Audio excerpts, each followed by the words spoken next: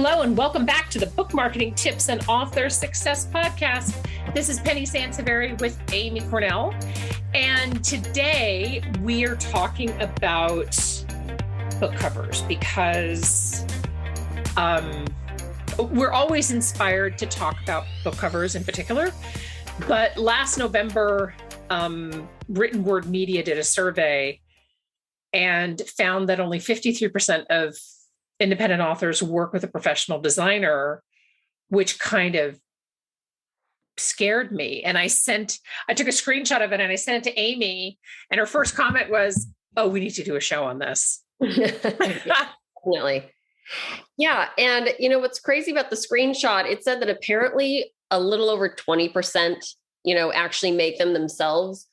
And the rest is rounded out by crowdsourcing like Fiverr. Apparently friends and family is a category. That's just odd. It makes me feel like this is more of a game show than anything else. And then the pre-made covers version. But honestly, these stats alone really don't cover the entire problem around this. So I'm glad we're talking about it, because when you hear that roughly 50% of authors are using a professional designer, you kind of think like, oh, that means 50% of book covers are really exceptional. And that's really not the case either. So while these stats, it was an interesting peek, but at the same time, when you really start digging into it, honestly, I've seen pre-made covers that are much more appealing, from a design perspective than some professional covers that I've seen when people go, "Oh no, so-and-so did my cover." It's like, oh, really? So, what really matters is understanding what actually makes a great cover. And that's why I was so glad that we were doing this show, because by looking at that stat alone, you'd think, oh, as long as I pay someone, my cover is going to be amazing. And it's sadly not that simple. Yeah. And that's one of the things that we're obviously going to drill home in this particular podcast, that yes, I work with cover designers all the time. They're awesome. But you still got to know something about your market. And as we're talking about bad covers and, how to potentially fix them and find a cover designer that won't cost you a fortune necessarily. It's imperative that or that you understand what your market kind of dictates. So, and it's also important, and this is not a show on genres, and we've done shows on that before, but it's also important that you know what is appropriate for your genre specifically. And we're going to talk about that in a little bit too. But I guess the first question is, how do you know your cover sucks? Sorry. Other than Amy, however gently telling you in an email that your cover could use a polish, or I don't know what your words, Amy. Yeah, right? Honestly, things that stand out immediately are always going to be poor font style choices, or the wrong font size, or the balance of the font. Sometimes you'll instantly see a cover and you want to squint to read the title. That's obviously a problem. Usually too small, more so than too big. Definitely stock graphics stick out, the kind that are just kind of slapped on top of a stock background. And it's easy to tell that the scale is off. It's like, why is that small child bigger than the tree? Things like that happen. Right. And then illustrations are always going to be tricky. And, having kiddos who are big readers and stuff like that, I really resent when authors think that they can get away with amateur drawings just because they're doing children's books. That already bothers me enough. But it's like, I want to go on record saying that it's an absolute deal breaker for adult titles to have amateurish drawings as the cover. That is, it's one of those things where I want to slam my computer shut and walk away for a moment and take a break. Yeah. So obviously Amy has strong feelings. Here we go again with with my t-shirt. I swear, before the end of this year, we're going to have some merch made with "I have strong feelings" on it. Yeah. Because, Amy's not wrong. So hand-drawn covers are iffy. They can work, but it's a very specific circumstance. So I think that, your first plan of attack is to know what you like and what you don't like. And by like, what I mean is what draws your attention and understanding genre nuances. Yes, absolutely. And we recently did a mini-sode on the dangers of good enough. And Mhm. I love so much that we did that because we've referenced it in multiple episodes since then, because it really does come into play for a lot of aspects of this. And if you're listening and you've uttered those words or something similar about your work, then I would say you need to consult with someone to assist you in your genre appropriate book cover education. There's nothing wrong with that. But you can't wing this. You know, there are absolutely right and wrong things to do with covers. It's not really all that subjective because good enough doesn't cut it for book covers. So, Right. you know, when Penny says like, go with what you like, that means you need to give yourself credit that you know the difference between right and wrong. Right. Exactly. Because we get into arguments. I'll be honest, sometimes with authors that reach out to us and their cover is not appropriate for their genre or just it doesn't meet industry standards. And sometimes they really dig in their heels and tell us like, I love my cover. It is amazing. And it's like, okay, it's your book. You have every right to feel that way, but that still doesn't make it market appropriate. Right. Exactly.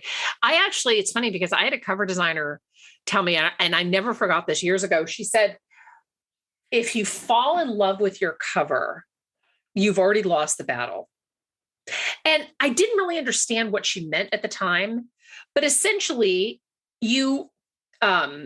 it's important to love your cover. So there's a difference, but it's kind of like buying a house, right?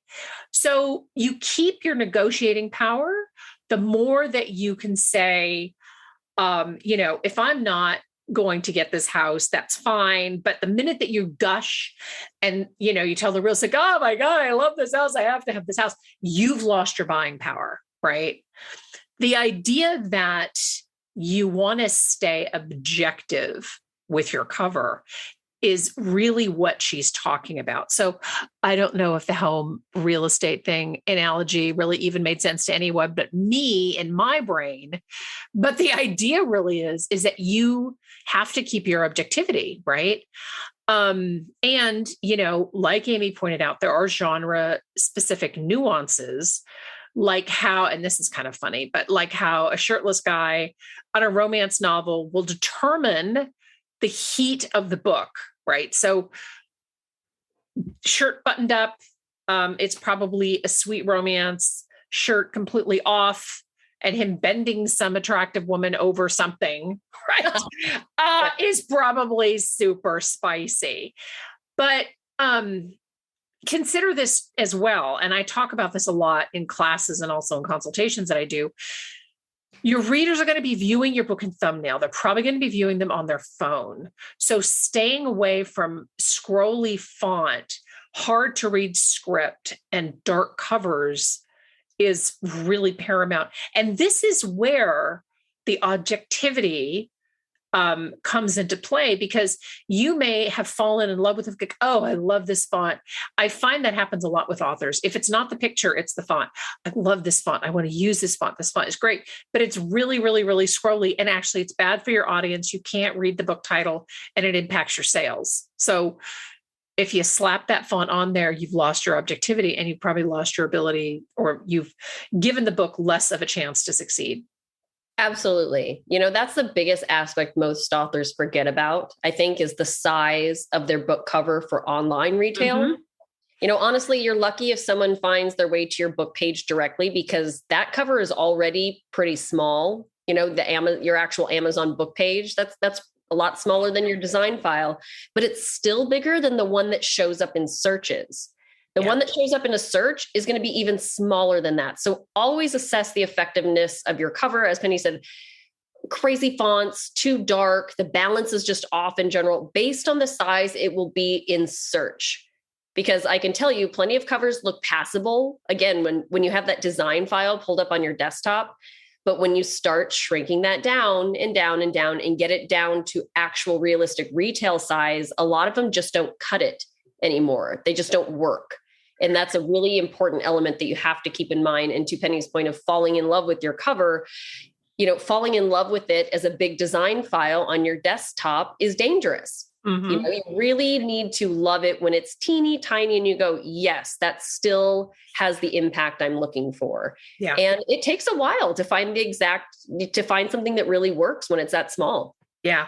And I always tell people, give yourself more time than you think you need to work on your cover, because I think, kind of like website design, like it takes longer than you expect. And I did 2 really great consultation calls. They were so fun recently, I think in the last, 4 months, 3 or 4 months, specifically about finding their cover. And I spent time on the phone with these authors, and you get this aha moment where they're like, oh my gosh, like I didn't, I never really realized that, or I never really looked at it that way. And that's really where you go from, falling in love with something that's inappropriate for your market to stepping back and having the objectivity and knowing that you may love XYZ, but ABC is better and will get you better sales. So let's talk a little bit about finding a cover person, because I think that, how to find them, what to look for, what's critically important to really deep dive into your genre in terms of what the norm is. Because now that, if you're thinking of rebranding or redoing your cover, it's not that hard. We'll talk about that in a little bit.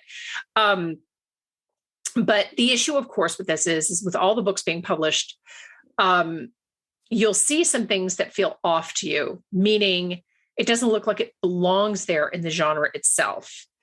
But if you really spend some time in your genre, you'll start to see trends. And this is important because you really need to at least have a bit of an education before you jump headlong into cover design. So what I mean by this is spend some time, and grab some files, some screenshots of images that you like and things that you like, but spend some time getting to know your genre. There will always be a unicorn book that just shows up sometimes in Amazon's random searches. And Amy was texting me last night as she was going through and doing some Amazon optimizations for authors. She's like, oh my gosh, I found this book in this particular search. So sometimes random unicorn stuff sort of shows up, but for the most part, doing some research will really help you to get a better sense of what is, what is appropriate. And as I mentioned, Amy, you see that a lot in Amazon optimizations, right?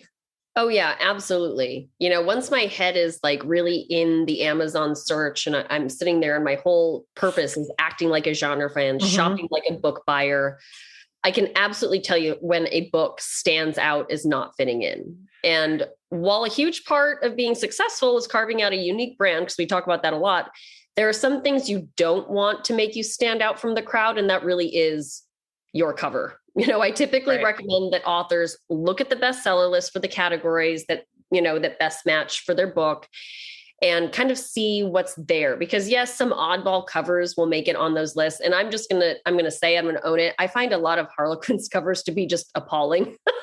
Yeah. From a design standpoint, like to this day, there's so many where I'm like, really? That's what they're doing right now? Right. It blows my mind, but they sell plenty of them. So why do they care? But either way, the bestseller list is still going to give you a really solid sense of what's working for your genre. And most importantly, what buyers are drawn to, what they're gravitating towards. So don't worry about the little standouts, but focus on the consistencies that you see in your genre. And a lot of times it can include just the color, the tone, the sense, the vibe. It's more than just like, oh, these fonts are popular, things like that. Like there's really a lot to learn from the bestseller list and what people are buying.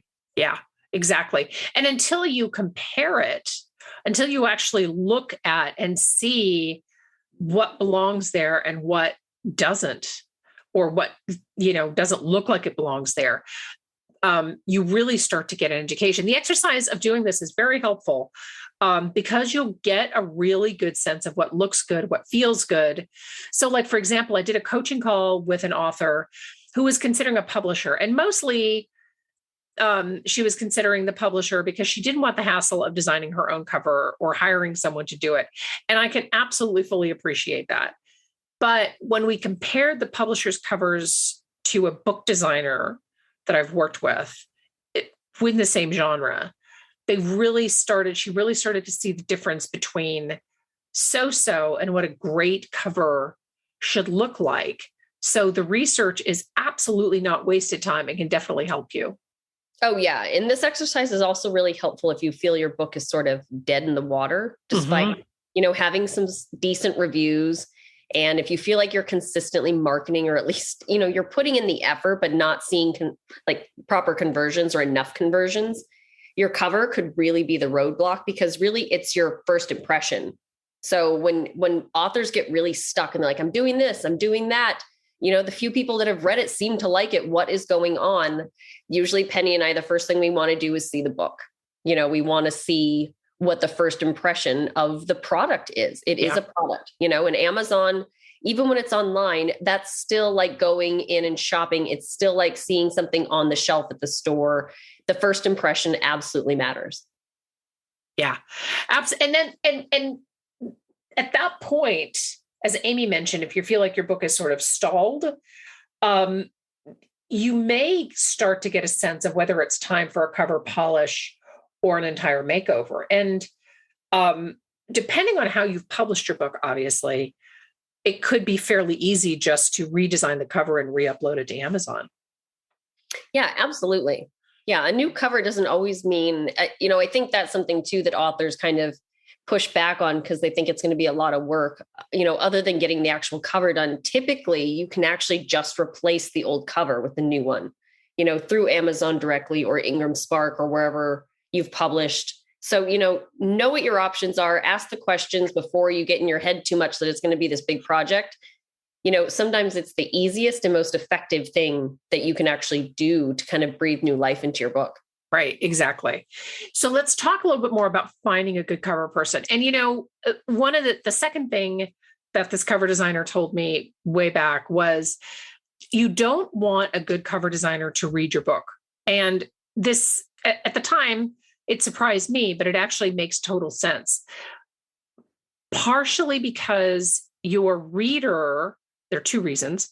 Your reader has not read your book. So you want a book cover designer who can translate your book into a cover that's going to be appealing, but also you don't necessarily want or need every nuance in the book to be jammed on the book cover. Yeah.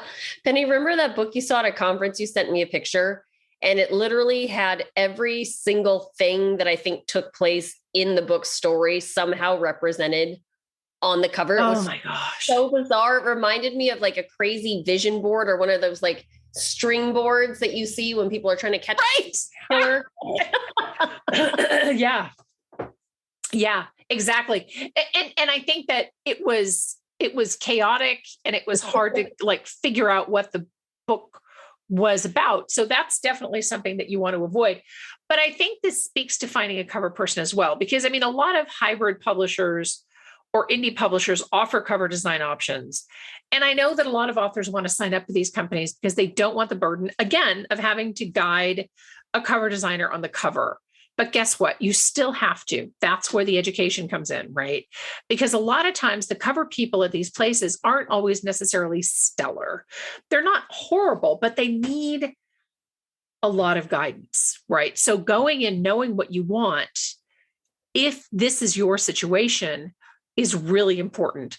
One of the things that I really recommend before you jump headlong into a deal with a hybrid or an indie publisher is take a look at some of the other covers that they've produced.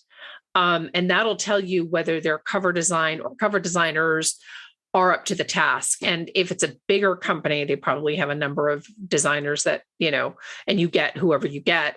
But that's really step one. So look at the other covers that they produced as well. Don't assume just because they do cover design, as I alluded to earlier, that they actually know what they're doing, because cover design is a very specialized skill. So we had an author who said, I had somebody who designed, I don't know what it was business cards or flyer for an event or something like that. They have design software. I'm going to ask them to design the cover. And I said, cover design's very specialized. It's, there's no other way to really say it. So if you're going to get a cover person, hire somebody who actually does covers. Yeah. I mean, cover design isn't just knowing how to work the design program. Right. And to Penny's point, it's not common that that's really the only box people have to check to get a cover design job at a bigger firm, either with a publisher or with a self-publishing platform. It's like, oh, you know how to work the software? Great. You can be on our design team. But book cover design really does, like the good ones, they do have some knowledge of the industry. They oftentimes have a working knowledge of the specific genres they specialize in and what those reader markets are looking for.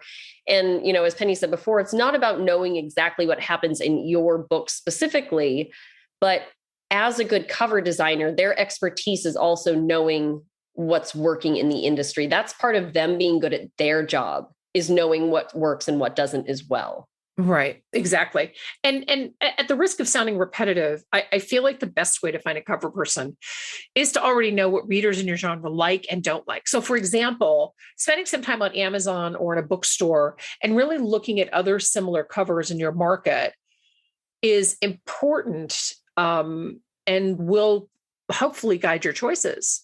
Right. And it's fair to say that the better educated you are, the less you're potentially going to be spending on cover design as well. That's absolutely true. So, and that's one of the things when I was coaching the authors on the 2 calls that I did about cover design. If a cover designer has to do a lot of extra work because you've brought nothing to the table, and maybe you don't have the time, and that's understandable, that's their time and you'll pay for it. Right. And again, no one should know your market as well as you do. So I really recommend planning on putting in some time. I know cover people who cost thousands of dollars and they're fantastic. And it could be that you need to spend that much money, but a lot of times if you really know what you want, you can save a lot by showing up with some ideas and some direction for them to start with. I've worked with a cover designer and she does a lot of what you alluded to, Amy, pre-made covers, but she'll also do cover design. She'll also do unique cover designs. If I go to her and I say, here are 5 covers or 3 covers that I really like, I'd like something in between, she's golden. And I can cut my cover design fee, by a third or more, right? Because I've coming there and I know exactly more or less sort of what I want. So that absolutely does save you money.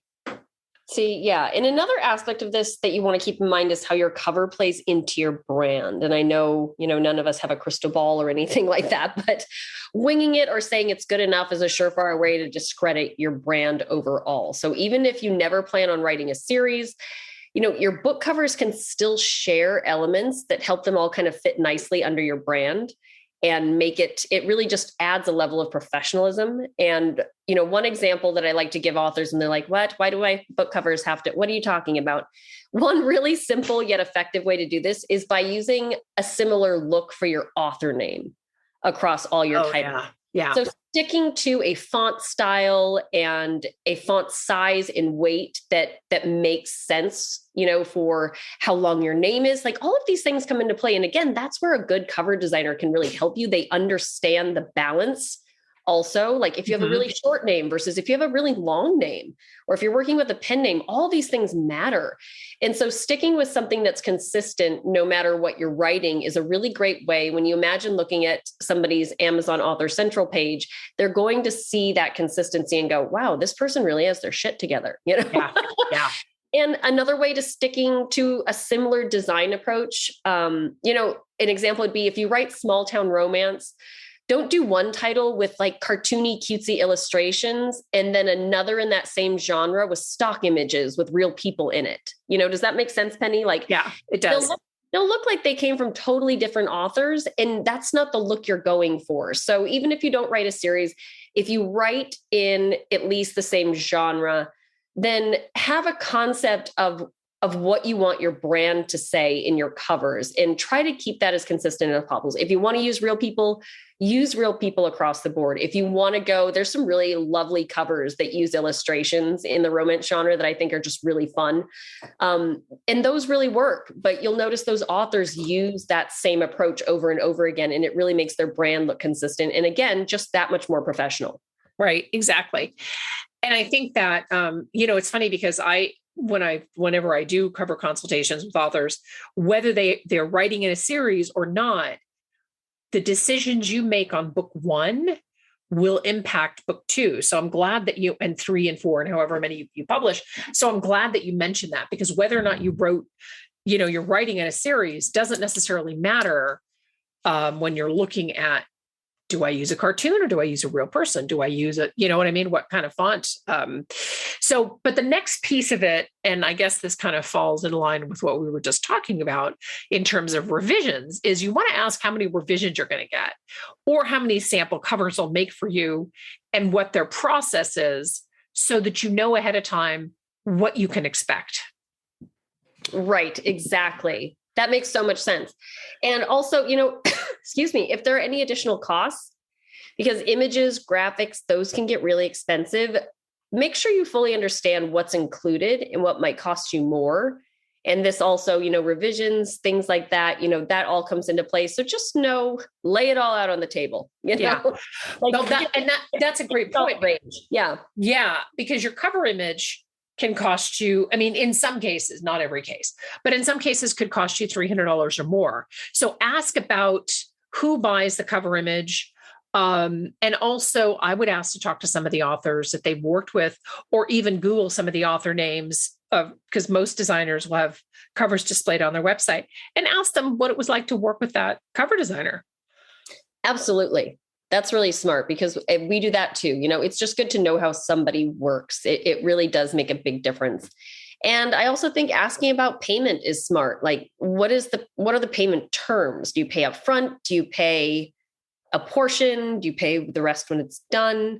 I hate to say it, but it's easy for people to disappear or get busy when you're only dealing with them online. Yeah. And you want to be sure you get what you're investing in, and you want to stay within a specific timeline, assuming, because most people, a lot of times once they're working on their cover, they've got a publication date in mind, or at least something they're aiming toward, right? So You really want to know what kind of timeline that designer is working with as well, because maybe you want to work with them. They have great covers, but they may come back and tell you like, well, my turnaround time is 6 weeks, and you have to make some tough decisions. So it's just good. Know everything going in before you sign on the dotted line. Absolutely. And then, also think about asking the hard question, right? What if you don't like what they've created? And some cover designers will say, we'll create until designs until you're happy. That's wonderful, but make sure that it's in writing. And I also think asking about the cover copyright, ownership of files or images. This is something that I've had authors, and it's not in every case, but sometimes, and this maybe children's book authors are the ones that kind of stick out in my mind, when they have a character, right, that that they want to use for other plushies or whatever they're doing. By the same token, if a cover designer creates a cover, and let's say the next time you liked working with them, but they're not going to work with them again, who owns the branding of that cover? It's an interesting question. And I've had conversations with the cover designers who say sometimes cover designers own the look of the book. And it's weird, and it's good to ask that and to get it in writing, because even if you're not doing products, even if you're not doing children's books, as Amy pointed out earlier, you're probably going to want to carry that look over to other books too. Yeah, absolutely. And in case we haven't made it clear, and honestly, we'll just have to know it's because we see this a lot. So don't think we're just nitpicking to nitpick, but this happens so often. So it's one of those things where it's like, it's worth repeating. Please stay away from your kids' drawings, your own drawings, a piece of art your cousin or another family member created. Some of you may know some really talented artists. I actually have some talented artists in my family, but that doesn't mean that just slapping their artwork onto a Word doc and typing in your title and author name is going to meet industry standards. So that's the important thing to keep in mind. It's not a knock against their art necessarily, but it's just how it's used. So we've run into this before. And typically what I recommend authors do, especially when I know it's a sensitive subject, I say, you know what, take that artwork, take it to an established cover designer that has a good portfolio, and let them work their magic. Let them find a way to more professionally incorporate that really meaningful piece of artwork or illustrations or whatever it is that you had in mind.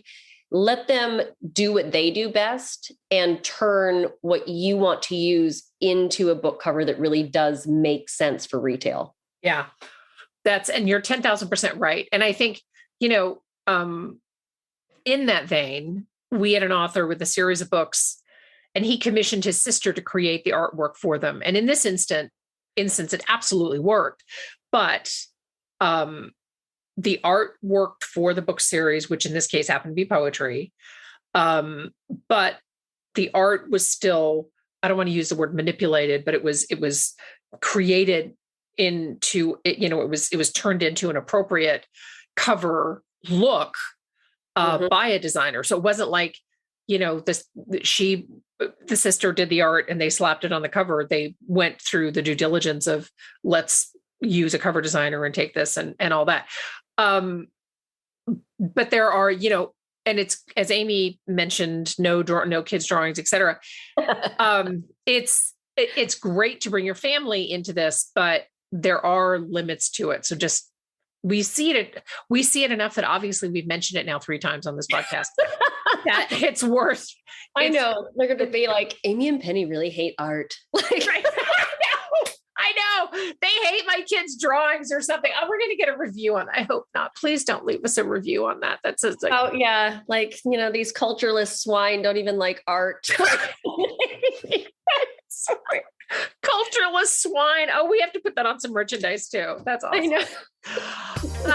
So we want to thank you. Oh my gosh. I'm laughing. So that's so funny. So anyway, we are Amy. I can't even talk. This is Amy and Penny, and we are cultureless swine. Book marketing tips and all. They all know what they showed up for. And all the Success Podcast. Thank you so much for tuning in. I hope this show was helpful. We love a review. Please don't call us bad names. But we love a review wherever you listen to podcasts. Thank you so much for tuning in. Bye-bye.